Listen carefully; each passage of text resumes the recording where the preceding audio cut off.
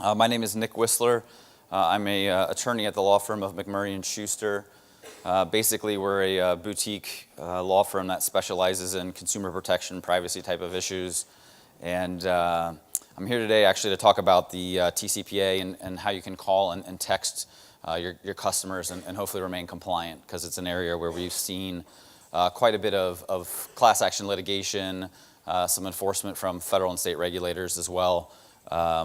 But again, here to talk about the TCPA. So with that, real quick disclaimer, not providing legal advice, of course, just providing general information. Happy to talk more with you if you have any questions. So we have a lot of content today. I'm going to try to get through it as quickly as possible, but a real quick agenda. I'm going to go through some TCPA basics.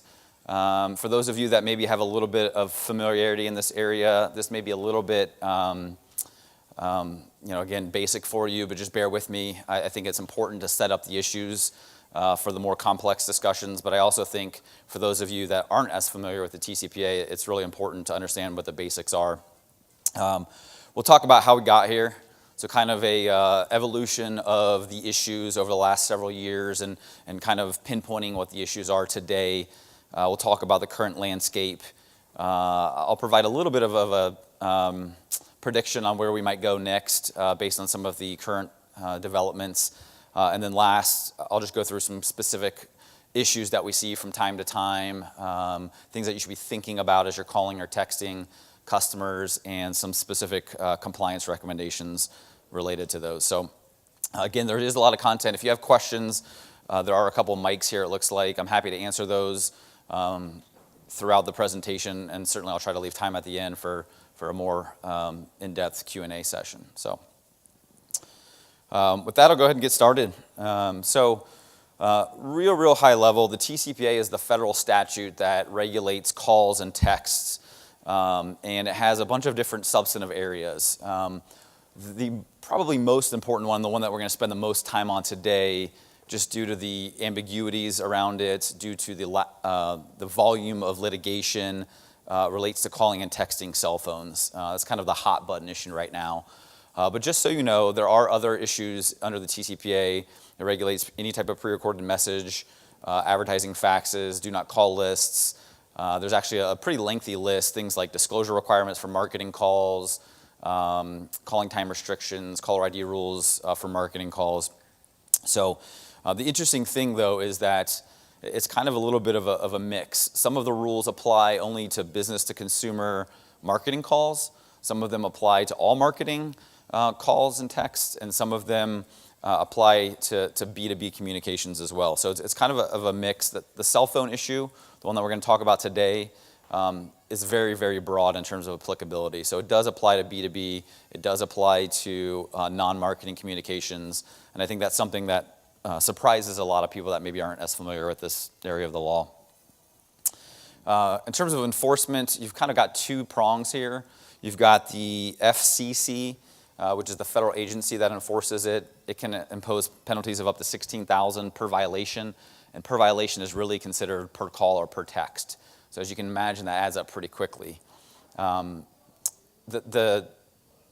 guess nice thing there is that the FCC thus far has been pretty limited in enforcement. It really is looking at the truly bad actors, the ones that are just blatantly disregarding the law, sending millions of pre-recorded spam messages, spoofing caller ID, that type of thing. But where we do get into a little bit of a sticky area is the private right of action. So as you may have seen, there are, I'll actually have a slide here talking about it in a minute, but there are thousands of class action lawsuits filed every year under this law alone. Very significant. High dollar settlements oftentimes, so it does add up pretty quickly. In terms of who it applies to, I think the thing that you want to keep in mind is that it would apply to any type of communication that you are making yourself or your business is making, and there's direct liability for those communications, but there's also vicarious liability for something that a vendor is doing on your behalf. If you're engaged in marketing and you're using lead generators, you're going to be responsible potentially for messages that they are sending out on your behalf. And they really look at kind of like an agency analysis. So were they acting as your agent or not? And it's a pretty complicated, fact-specific thing.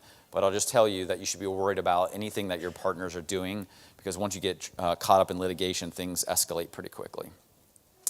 No cap on damages. The only reason I point that out is because that's why it's such an attractive thing for plaintiffs' attorneys. That's why they're bringing these lawsuits, is because you add up $1,500 per call or text times the volume, and pretty quickly you can get into the billions of dollars of potential damages. So it's attractive for them to bring the lawsuits, and then it kind of forces businesses oftentimes to settle unless they have very, very strong defenses.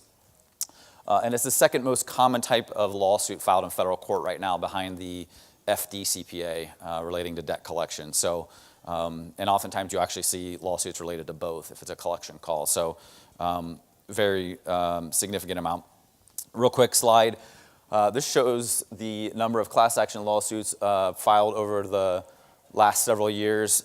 I think it's just a pretty eye-opening graph when you look at mid to early 2000s, there being very little, and then starting to see this uptick culminating in 2016 when you had almost 5,000 lawsuits filed. Had a little bit of a regression last year, but it's still very significant. So again, just to highlight the importance. I'm not going to go through all of these.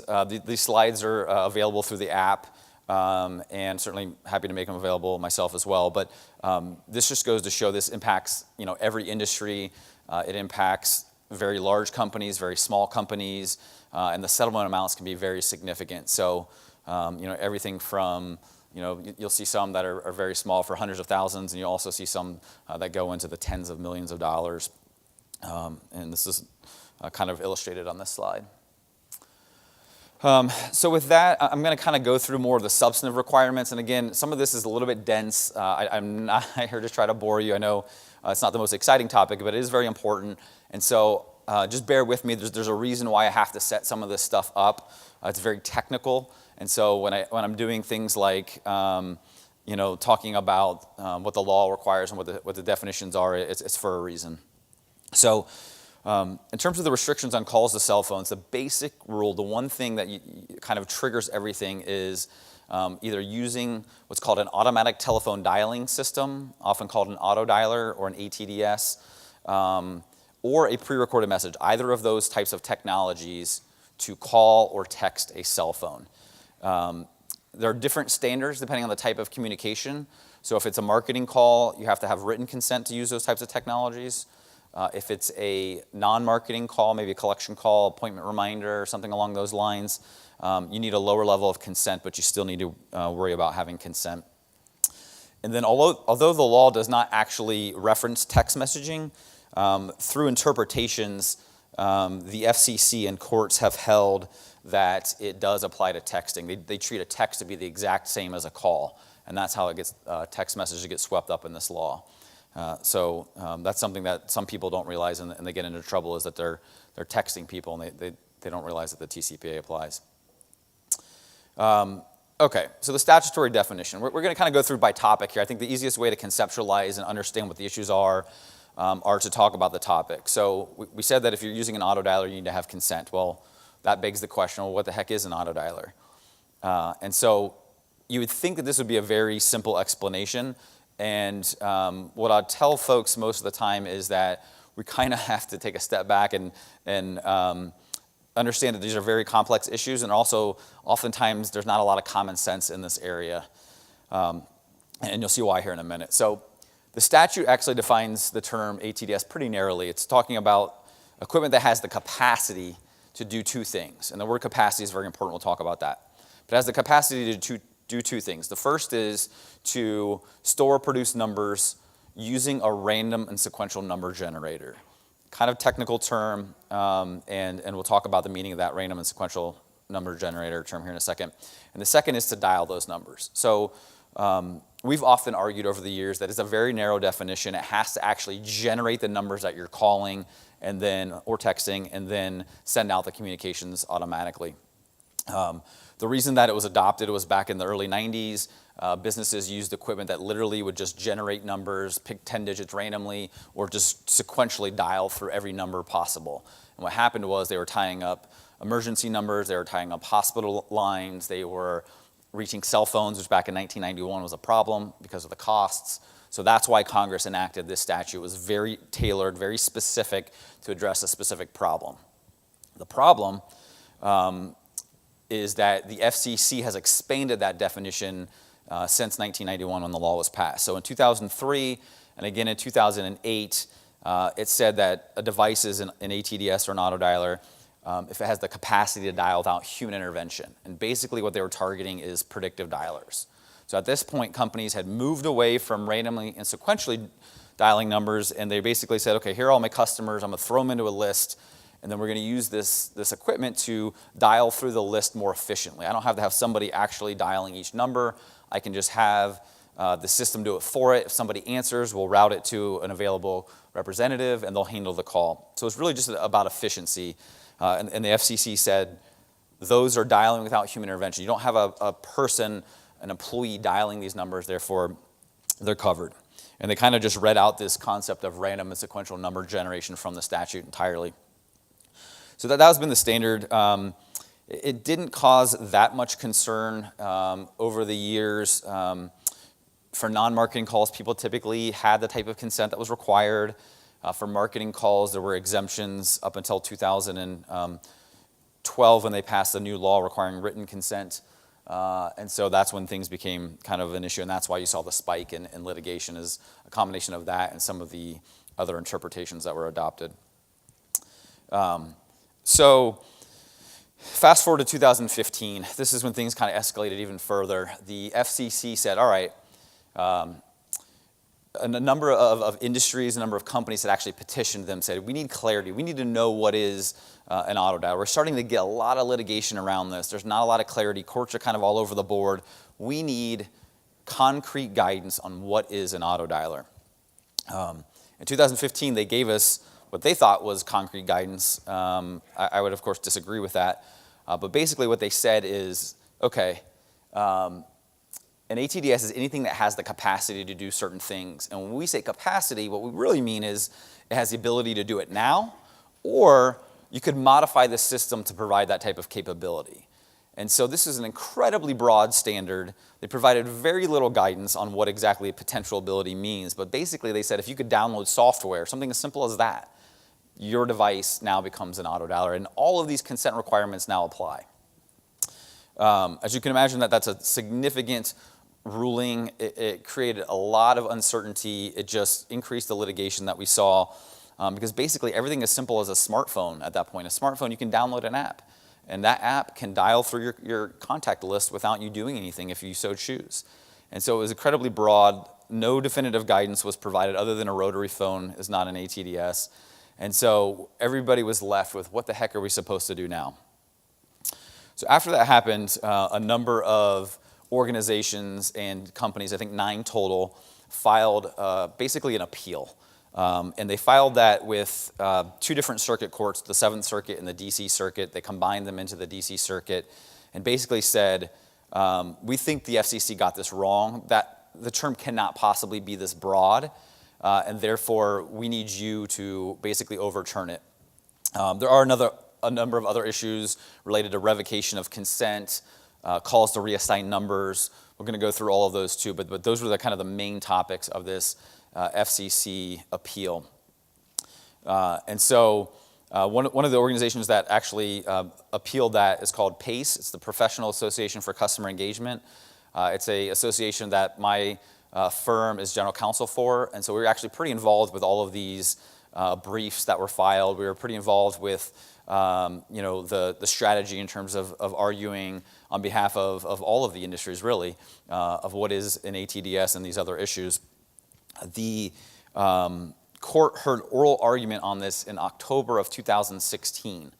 And so the general consensus is, based on track record from the DC Circuit, is we're going to get some type of a ruling probably mid-2017. That was the expectation. So 2017 rolls around, no decision. Late 2017, fall, winter, no decision. Finally this year, in March of 2018, we finally get a decision from the DC Circuit. It's this ACA International versus FCC opinion. And this is a little bit of a game changer because it took a lot of the most problematic parts of the FCC's ruling and set them aside. So diving a little bit deeper though, The first thing it held was that when the FCC adopted this potential ability standard for capacity, it's way too broad. Under that standard, a smartphone is an ATDS, and a smartphone cannot possibly be. It's way too broad. Congress could have never intended that. There's constitutional issues, just a lot of problematic things. Every call from your iPhone to somebody else's smartphone would require consent, right? I mean, it's just a ridiculous standard. So they vacated that. It's gone. We don't have to worry about the FCC's definition of capacity anymore. They also considered, okay, well, that's just the capacity issue. We also have to decide, what does this system have to be capable of doing in order to be an auto dialer? And this is this concept of functions. And really, there was kind of two competing views. Number one was it has to generate the numbers randomly and sequentially and then dial those numbers. That's what the statute says. The other competing view is, nope, all it has to do is be able to automatically dial from a list. Again, that's the predictive dialer. That's your mass texting platforms where you just load the numbers and it sends them in batch. And so what the court held was, okay, FCC, you kind of adopted both of those. If you look at their ruling, in one section you talk about randomly and sequentially generating numbers, and another you talk about dialing without human intervention. Your ruling is internally inconsistent and therefore arbitrary. So we're just going to wipe it out. But they didn't say, here's what the actual standard is. They basically just said, you can't have both. It's maybe possible for it to be the human intervention standard. It's maybe possible for it to be randomly and sequentially generating numbers, but it can't be both. They're conflicting. You can't adopt both, so we're going to set it aside. So basically what that means is the most problematic issue, the capacity issue, is gone. But the functions issue is something that we're still kind of struggling with. And that has a lot of nuance in and of itself, too, because while it's expressly vacated all of the discussion in the 2015 order, it didn't expressly set aside those older orders that I mentioned, the 2003 predictive dialer rulings and the 2008 predictive dialer rulings. And so there's been a lot of debate about, where that stands now. We're going to talk about kind of everything post-ACA here in a minute, kind of like the current state of the law.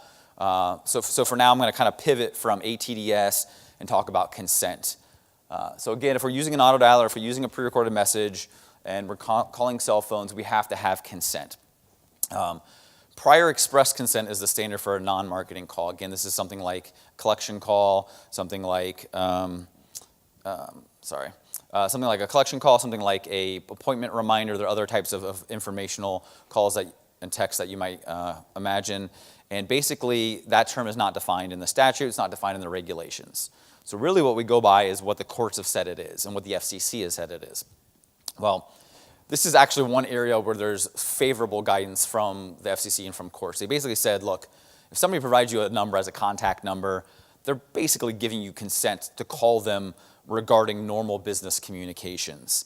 And they basically interpreted that fairly broadly. There are some issues with scope of consent, which I'll talk about here in a second. But basically, if you're holding your number out, if you're giving to a business, unless you limit the purpose for which you're providing it, that's generally consent for a non-marketing communication. They've also held that you can obtain consent through an intermediary. So, person A gives their phone number to one business with the understanding that that business is going to provide it to another business. That is deemed sufficient to provide consent, as long as we can track that there's an understanding of how that number would be used. In terms of case law, there's something out there called the Hobbs Act. And this is why all these FCC rulings are so significant. Basically, the Hobbs Act says all of the district courts in the country have to defer to the FCC. They have to follow what the FCC said. And a number of them said, we don't actually agree with this. We think that that's more implied consent, not express consent, but our hands are tied. The FCC said that that's enough. Therefore, we have to follow that. In terms of other types of rulings, they've held that things like a debt collector can stand in the shoes of the creditor. So if a phone number is provided to one entity and another entity is calling on its behalf, they can rely upon that type of consent. We've seen situations where somebody's account was sold from one business to another. They've said that the consent kind of goes with that account. So if it was company A that had the consent, they sell the account to company B, the consent passes to company B. The only word of caution I give you on all of this relates to scope of consent. So there have been some scenarios where a court has said, okay, that's fine, and we see this FCC ruling, we see all these other cases that have addressed this issue, but this particular person provided their phone number for one purpose and one purpose only, and you were calling or you were texting for different purposes. So the two that I can think of off the top of my head was, one was actually in the auto world. Somebody went in and they provided their phone number for the purpose of, yeah, let me know when my vehicle is ready to be picked up, right? It was some type of a repair. And they then put it into their system, and then they used it for other types of informational calls unrelated to that prior service visits, and they deemed that to fall outside the scope of consent. They said that they only provide it for one specific purpose. The other scenario I can think of off the top of my head was actually a case against Walgreens. They basically were asking for phone numbers. They were telling people that they were doing it so that they could identify that specific person. So if two people with the same name went in and went to pick up their prescription, they would be able to differentiate between, Nick Whistler number 1 and Nick Whistler number 2. And then they used it for other purposes. So those are just two examples, but basically they're saying if you get it for one purpose and use it for others, that's a problem. And so obviously we want to make sure that when we collect phone numbers, we're getting it for as broad a purpose as possible. For anybody that's actually doing marketing communications as well, you have to comply with a higher level of consent. So for anything that's marketing related, you have to have written consent. And there are very specific requirements to get written consent. Number one, it has to be written. You can get a signature or an electronic signature. And so the FCC has said, for example, you can get it during a recorded phone call using an electronic signature. You can get it online through some type of a checkbox or some other type of affirmative action in which they're providing an electronic signature. And it doesn't mean, electronic signature doesn't mean that they truly have to sign their name. It's just some action taken to demonstrate that they are authorizing the call. It has to identify the specific sellers. So one area where we see a lot of issues is buying leads, and it doesn't identify who specifically will be calling them, and they've deemed that to be insufficient. It has to include the telephone number. They have to take some type of affirmative step to provide consent. You can't rely on inaction. Like, if, for example, pre-checked boxes can often be problematic depending on the context. If you're trying to get consent over the phone during a recorded call and you're relying on silence as consent, that's a problem. So they need to do something in order to do it. But where we see probably the most of the issues relates to the specific disclosures that have to be provided and the manner in which they have to be provided. So under the regulations, you have to disclose that these will be telemarketing calls. It's not good enough to just say, hey, yeah, we're going to call you. You have to disclose that you're going to use an auto dialer or that you're going to use a pre-recorded message. That has to be in the language itself, right? So it's kind of clunky. It's not very marketing friendly. And you have to disclose that consent is not required as a condition of purchase. Again, not a very good marketing thing. So you see a lot of online lead gen forms, for example, that type of thing. And oftentimes they have it down at the bottom in fine print, and the courts are really starting to scrutinize that a little bit. The other thing is you have the burden of proof to show that you had consent. So you need to keep for the entire length of time that you can be sued, which is 4 years from the date of the last call or text under the TCPA. And if you're doing marketing, you're also subject to a different federal law called the Telemarketing Sales Rule, which has a 5-year statute of limitations. So again, just be cognizant of how long you're keeping consent records. Okay, another topic is revocation of consent. And so basically, everybody that's provided consent, let's say it's consent for non-marketing, consent for marketing, they're allowed to revoke that consent. And according to the FCC, they can revoke it at any time and through any reasonable means. And what that means is you can't unilaterally tell them you must call this number, you must email this address to revoke consent. You have to accept it through any reasonable means. And you have, the burden of proof to show that you had consent at the time the call was made.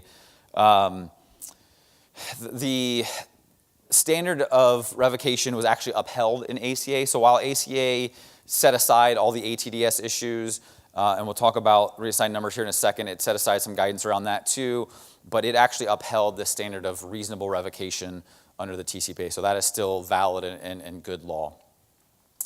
The reassigned number issue, basically this comes up is under the statute you have to have the consent of the called party. And so what happens is I have consent to call consumer A or debtor A or whoever it might be, and unbeknownst to me, the phone number has actually been reassigned to somebody else. And so I reach somebody that I did not have consent to call. And so the defendants were arguing, okay, but the called party is the person that gave me their phone number, that consented for me to call. That's who I was trying to reach. That was the intended recipient.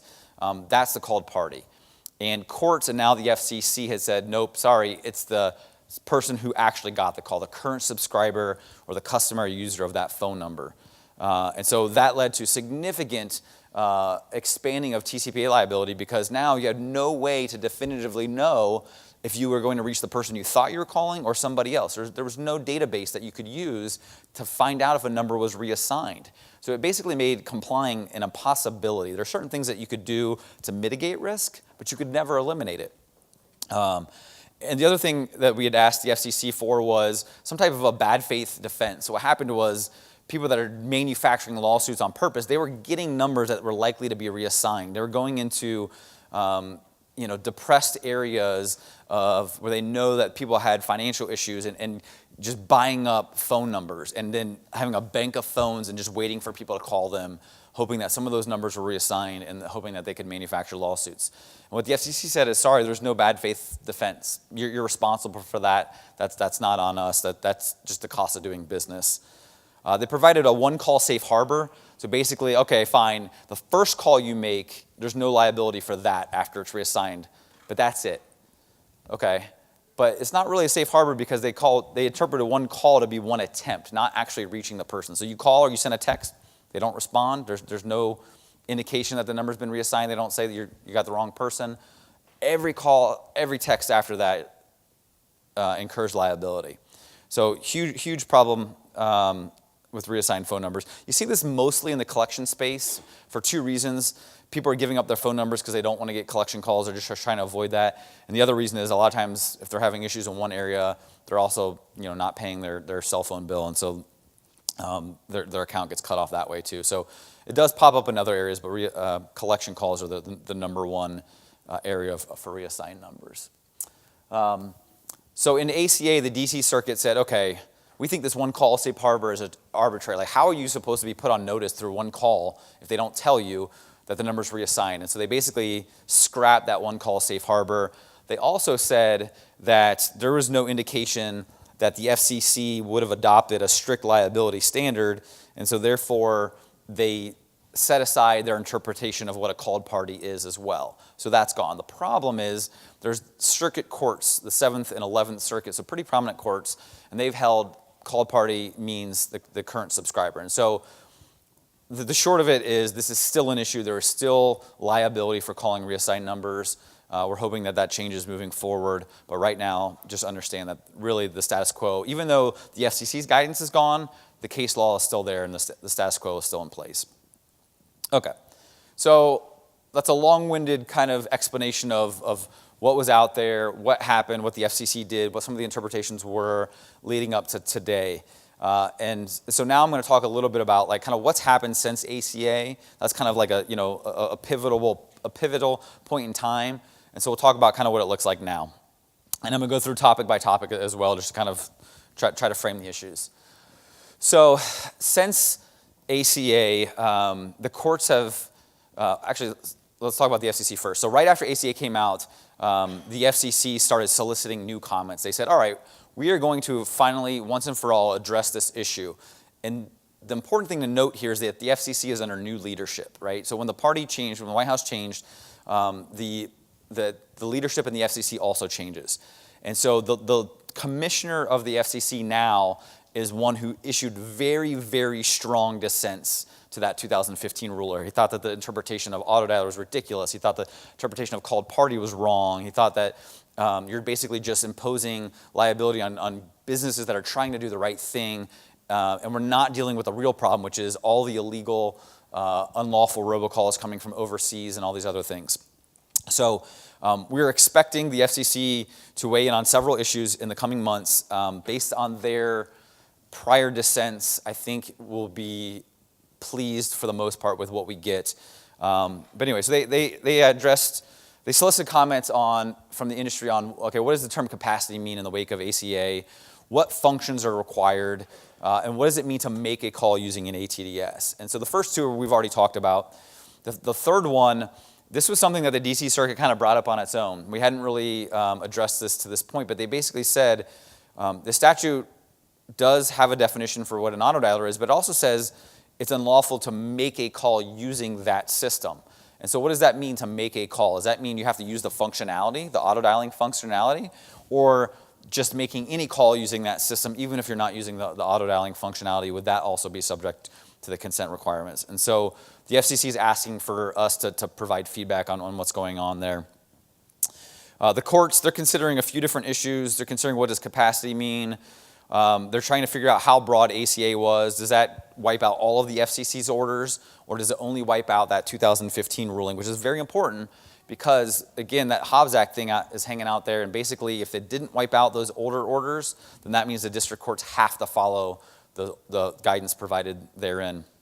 And then they address the functionality issue. So what we're seeing is, on capacity, a pretty consistent approach. They're basically saying, okay, this potential capacity thing is out. We're basically saying we're going to look at only what your device can do right now. So does it or doesn't it have autodialing functionality right now? But what they're not doing is limiting it to actually how you used it. So let's say you're using a dialer to make calls. And let's say that dialer has a predictive mode, a power mode, which are just, the system is making the calls and then routing them to a representative. Those are still going to be subject to the requirements unless we address the functions issue here in a minute. Conversely, if your system can only dial in ways that don't trigger this definition, then it's okay. So we have to consider not just how you're actually dialing, but the overall capacity of the system.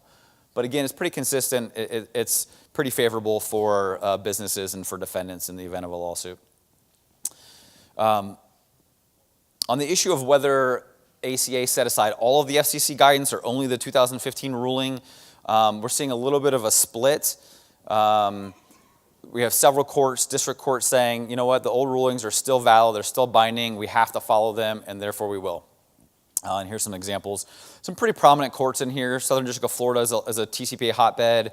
The California courts are as well, although I'll tell you that these two basically are relevant now because, as we see on this slide, the Ninth Circuit, which is over the California courts, actually reached the contrary conclusion. It said, all of the FCC guidance is out. We don't care what they said. Not in 2003, not in 2008, not in 2015. It's all gone. We're going to look at only the statutes and interpret the definition of the statute. And so you've got a few different circuit courts and a few different district courts reaching this. So we kind of see a little bit of momentum here, which is good, but this isn't the end-all, be-all. So what this allows us to do is say, we're not going to look at this very broad interpretation from the FCC. We're going to look at the statute. We think the statute's very narrow. We think it only governs these very specific types of devices, and we're not using those types of devices. Therefore, we don't need consent. So that gets us to what does the statute actually require? And this is, I think, the most significant development in the last couple months. A few courts have expressly addressed the issue and said, okay, you argue this, plaintiffs argue this. Plaintiffs are saying if you dial from a list, that's enough. You're saying you have to randomly sequentially generate the numbers, and you're both trying to interpret the language that's in the statute to support your arguments. We think the defendants are right. We think you have to actually generate random and sequential numbers. If you're not doing that, you're outside the scope. Therefore, you're okay. The Third Circuit didn't really address the issue specifically in this Dominguez case, but it basically just jumped to that standard. So it applied that standard. It just didn't give a lot of analysis as to why. So these are all good rulings. And again, if this is the standard, then a lot of the devices that most of you are using to call, to text, would be completely outside the scope. So you wouldn't have to worry about all these other issues. Unfortunately, there's a couple different courts, including the Ninth Circuit, that said, hold on a second. We think the statute is ambiguous. We think that you can interpret that definition both ways. It's not clear on its face. Therefore, we're going to look at the context of the other portions of the law. We're going to look at the congressional history, and we're going to basically say, interpret it based on those things and determine whether the plaintiffs or the defendants are right. And so ultimately it said, We think it means dialing from a list. So if you go back to that definition, it said store or produce numbers using a random and sequential number generator. And they said store by itself and then automatically dialing is fine, or randomly sequentially generating and automatically dialing. They viewed those as separate things instead of all part of the same requirement. And the three things that they pointed to were, they said that, okay, they have consent exemptions and they have exemptions for government-backed debt. Those exemptions wouldn't apply unless you're dialing from a list. You wouldn't randomly sequentially generate a number for which you have consent already, most likely. So we think that if they're going to provide consent, it means that it has to cover equipment dialing from a list.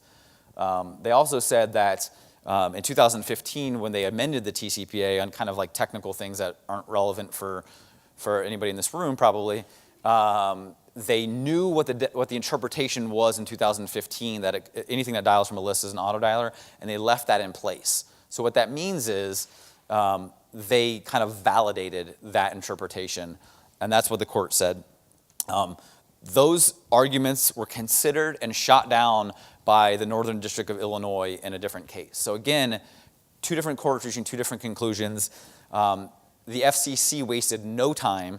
Just, I think, last week or the week before, now it's asking for additional comments from the industry on how this Marks case impacts what the definition is. We are actually going to be filing comments on behalf of that trade association I mentioned, PACE. They're due next week, and so we're working on those right now. But basically, we're going to explain why we think these other courts got it right and this Marks court got it wrong. Revocation of consent. So on this issue, not a lot going on from a huge, impactful manner, but there have been some kind of nuanced issues addressed by the courts. So one thing they said is, okay, the FCC's ruling says that you can't unilaterally dictate how somebody can revoke consent, but if you contractually agree with them that you have to revoke consent in this manner, that is valid and binding. So if you have something in your contract that says to revoke consent, you do X or you do Y, that's enforceable. So that's a pretty good tidbit there, right? And things that we can think about in terms of mitigating risk. They also said that revocation of consent by an agent is possible. So what this means is, somebody calling on behalf of the consumer can revoke consent for them potentially. Scope of revocation is a question of fact. The reason that this is important is if we have to get to this issue of scope, if it's a question of fact, that means we can't file a motion to dismiss and win. We can't file a motion for summary judgment and win. We have to go all the way to trial to win this issue. Nobody wants to do that. The risk is too high.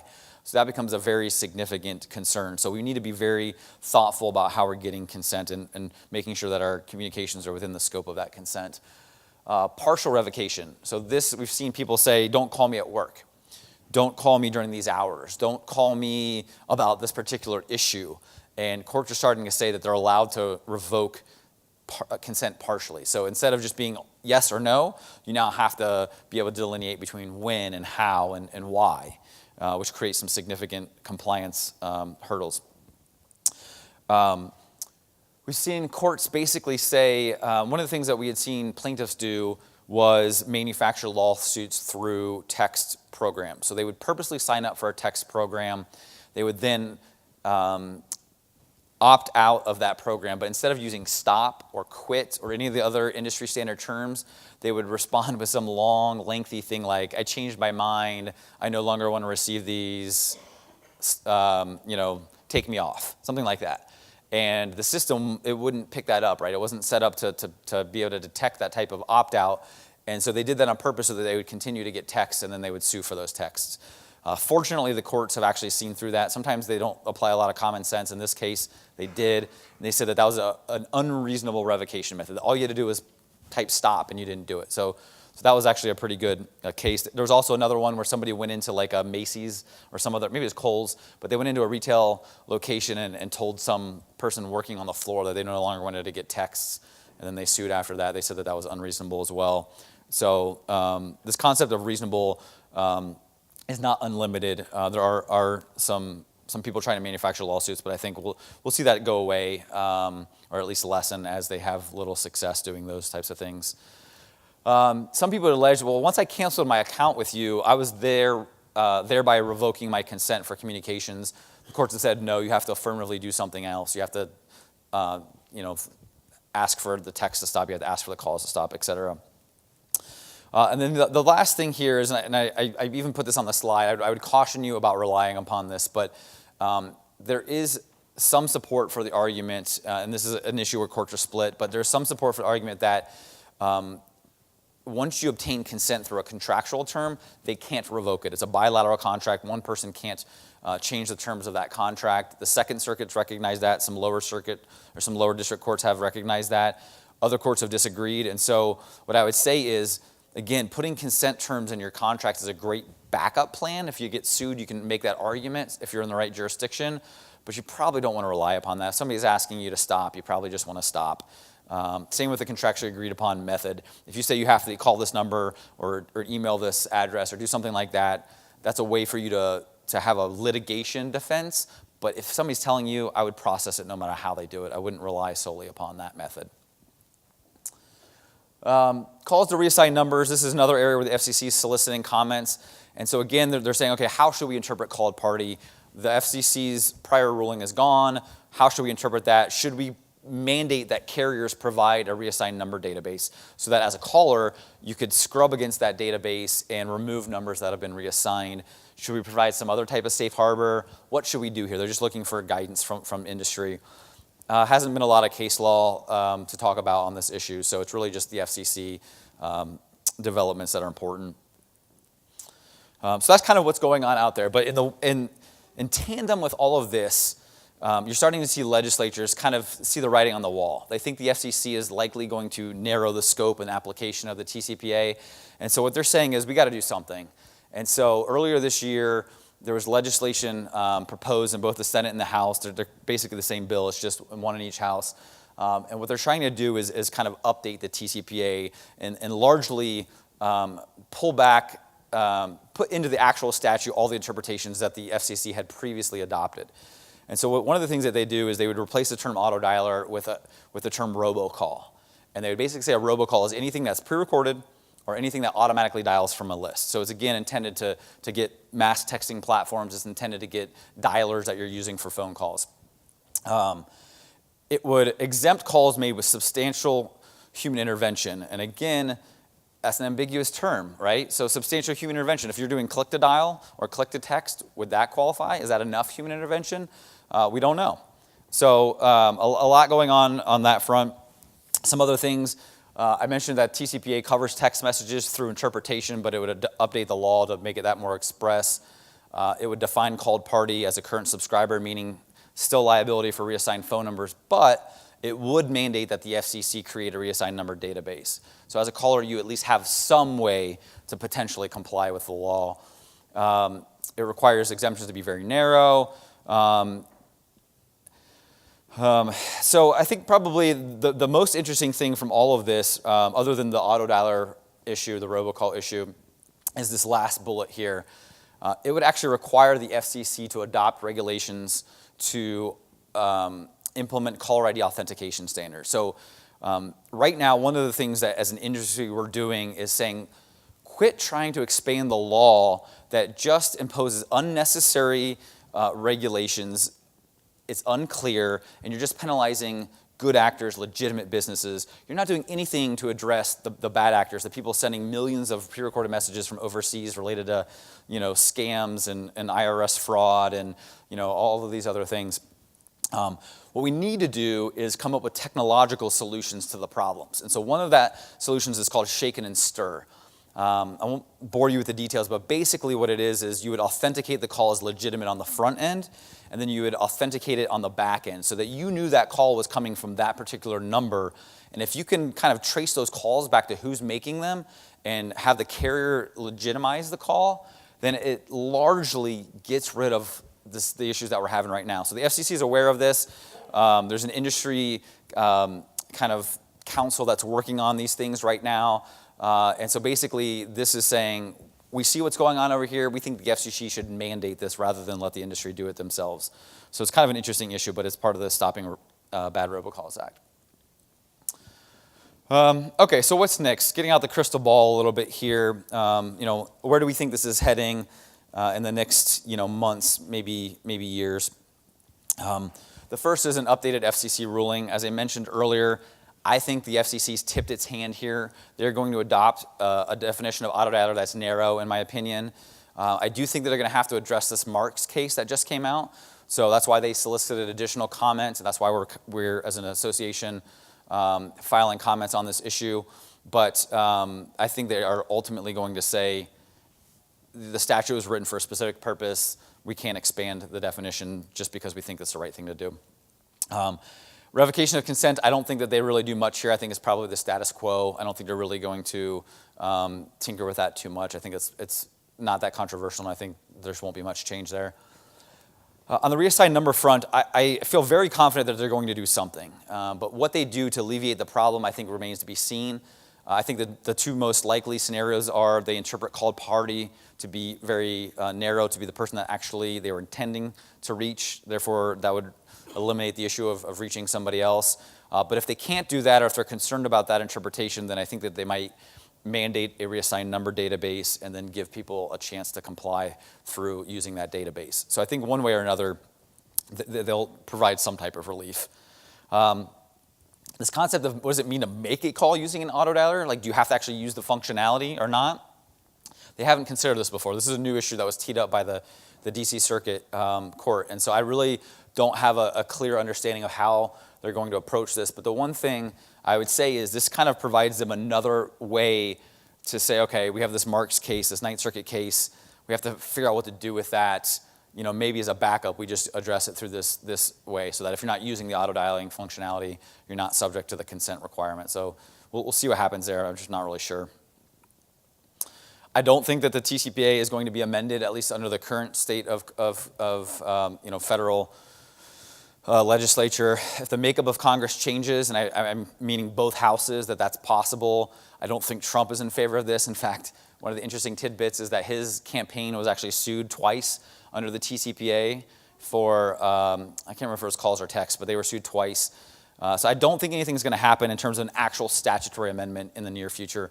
However, there are states imposing legislation or proposing legislation that would basically mirror what the Stopping Bad Robocalls Act does. It's intended to bring a wider variety of calls and texts within the scope of the law. Right now we're seeing it in New Jersey and in New York. Those are the first two states that have proposed it. Nothing has happened yet. We're monitoring those pretty closely. But I think it's much, much more likely that you'll see a state be able to pass a broader applicable law than you see Congress amend the TCPA in such a manner.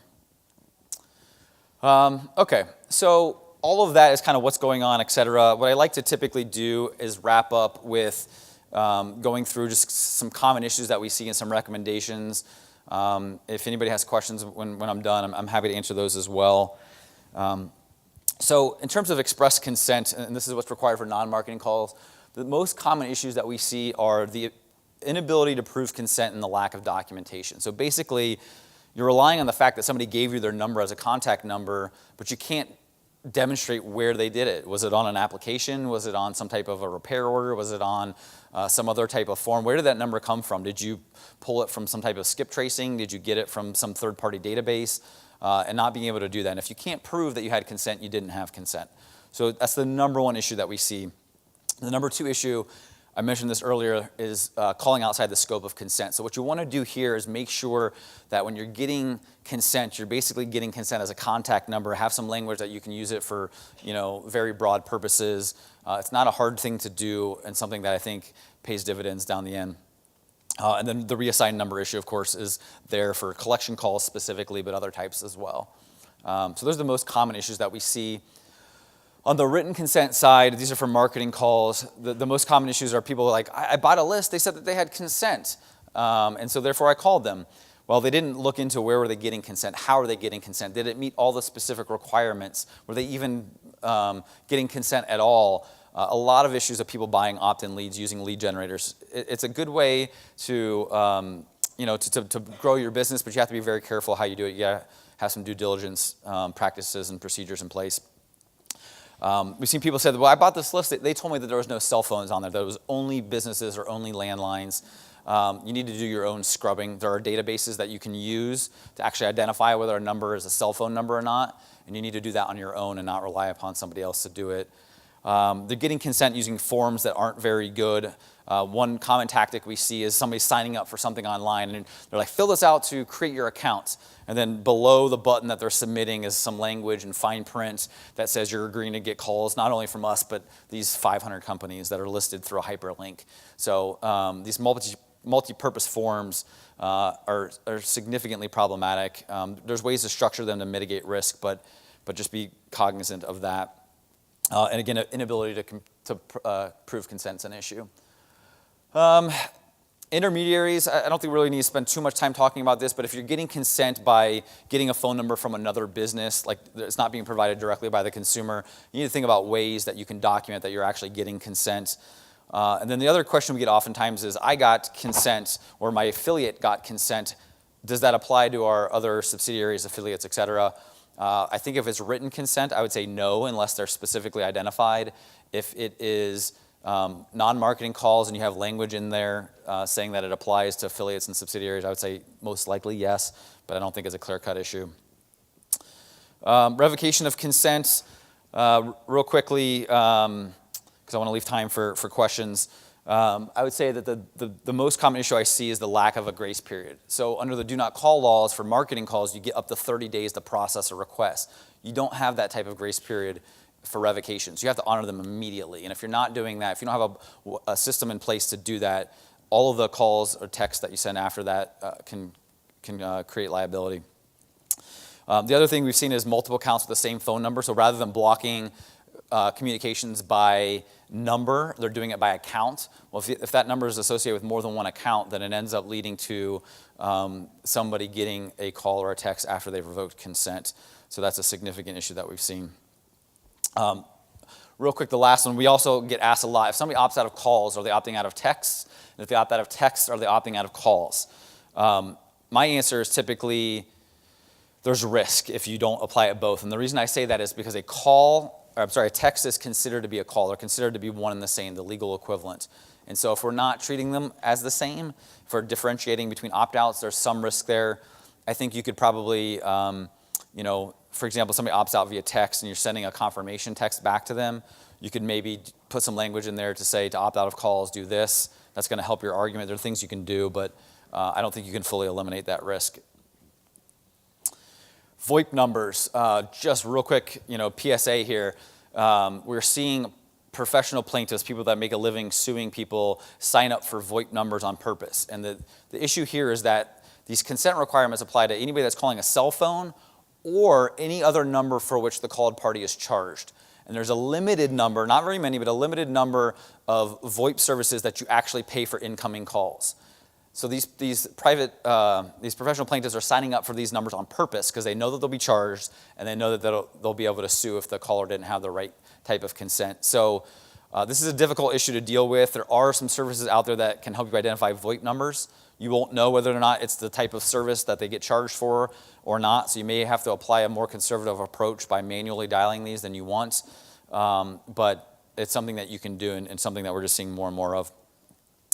The reassigned number issue, I think we'll get relief here soon enough, but in the meantime, to the extent that you hear somebody's voicemail that doesn't match up, to the extent that somebody says wrong number, you need to be processing these. You need to have procedures in place to make sure that you're taking them off your list. Collections campaigns and other high-risk campaigns of being reassigned, I would recommend that you use something that we feel comfortable is not an auto dialer, and therefore we can say that consent wasn't required to begin with. Ringless voicemail. We get a lot of questions about this. Can I use ringless voicemail? And there's a lot of valid arguments as to why that might be outside the scope of the TCPA. I would just caution you that we now have one court, that's it, one court that's actually ruled on this issue. And they said, we don't care if the call technically goes through a landline server and then gets dropped into the voicemail box. We think it's a call. We think it's subject to the TCPA. And they didn't really provide a legal analysis. They just said that it's a broad remedial statute and we think that these should be covered. So it's more public policy oriented. But I tell everybody that asks me this, you can use them, but I would apply the same consent rules for those types of communications as you would if you were sending a pre-recorded message or if you're using a dialer. Other recommendations, I think one of the areas where we see people falling short is on training, monitoring, and reporting. You need to have these things in place to take advantage of safe harbors. You need to have them in place just to decrease the likelihood of an issue popping up. And also, they can be a very helpful tactic to try to prevent class action certification. So you can basically say, we have all these things in place. This is not a systemic issue. This is just something that was a one-off. And if you can show that to plaintiff's attorneys, oftentimes you can settle these things out of court for nuisance value instead of having tens of thousands, hundreds of thousands of dollars in attorney's fees plus your actual settlement amount for a class action. So something to think about. If you're using partners, vendors, et cetera, you need to be thinking about what type of due diligence you can do on them. Recommend adopting some type of formal program around that. We recommend doing audits, so you can have somebody internally do this for you. There's outsourced third parties that can help with this, but going in, what are you doing? How does it or doesn't it comply, and what can you do to mitigate risk? A lot of companies will do this thing annually or maybe every other year to try to get a snapshot of where they are and really identify maybe some compliance gaps and what they can do. So last couple things here, arbitration provisions. If you are having contracts with your customers, this is a pretty common tactic to try to say that they must arbitrate their claims and they must do it on an individual basis, not through a class. Just be careful about the scope of arbitration. What is it that they're agreeing to arbitrate? Because we have seen cases where they said these TCPA claims don't fall within the scope of your arbitration provision. So you need to really carefully vet what that says. And then there is some insurance coverage here. It's getting harder and harder. Most policies are excluding TCPA and similar claims. Some actually proactively offer this. It's very expensive, and they usually have caps at maybe a couple $1 million, but it's something that is out there. So, sorry I rushed through those last few slides, but I did want to leave at least a couple minutes for questions. So with that, I will wrap up and happy to answer any questions you guys might have. There you go.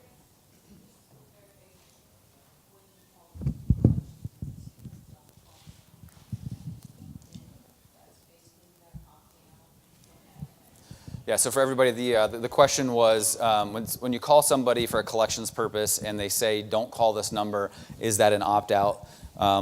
Yes, it is. And you need to process it accordingly. It doesn't even have to be that specific. They could just say, stop calling and hang up. There's no magic language. We see cases sometimes where they didn't expressly say that, I don't like these calls, right? That probably isn't an opt-out. It's not specific enough, but there's no magic language. If they say stop calling or anything close to that, you should be processing it as an opt-out. And like I said, there's no grace period too, so technically you have to honor it immediately. So the quicker you can get that into the system and make sure that it's flagged and that people aren't calling it, the better. Question back here.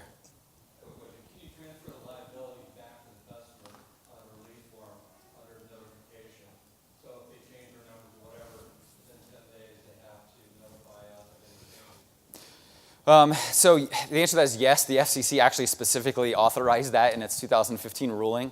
And for everybody else I couldn't hear, sorry, the question was, can you transfer liability back to them by saying you have to notify us of a reassigned number?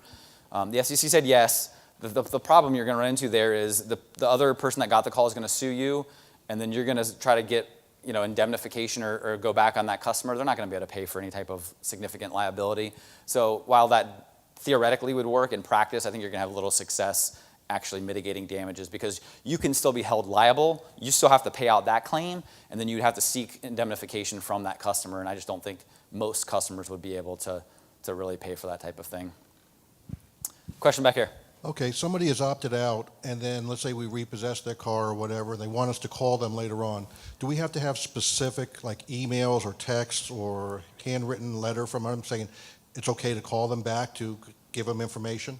Sure, and how would they be asking for, how do they get back in touch with you asking for Well, they call up, they say, your car has been picked up. Says, okay, I want to go ahead and redeem it. Sure. Or something. So, again, they've already told us not to call them, so how are we supposed to go ahead and find this information out and then give it to them because we've been told not to call them? So there's a number of different things that comes back to documentation. So if you're not recording your phone calls, you might have a way to document that in the system. So you're notating, called in on such and such date, asked for this, put that in the notes section of maybe your customer management system. There are ways to do it, but you want to make sure you have documentation of that. And also, again, if they're asking for a specific type of call or messaging, you need to make sure that you're only using it for that purpose and not starting to send broader types of communications. Maybe one more, anybody? How about using Facebook Instant Messenger? Is there any concerns there? So that's most likely going to be a privacy issue. At least my understanding of Facebook Instant Messenger is that you're not directing the communication at a specific phone number, right? So the TCPA applies when you are directing a call or a text to a number that's assigned to a cellular carrier or any other number for which the called party is charged. That seems to be more of like a kind of pure internet communication, right? I mean, you're not directing at the phone number, you're directing at their account, Facebook account or their email address. So I think it's outside the scope of the TCPA, but you may run into issues with canned spam if it's considered to fall within that, or you may also have things like privacy policies and Facebook terms and conditions and other things to think about. So it's not that there's no compliance considerations, but it wouldn't be a TCPA issue, it would be something else. Hey, Nick, will you scroll to the very last slide? There's a lot of good information. By the way, that's my former law partner. How about that? Give that guy a round of applause.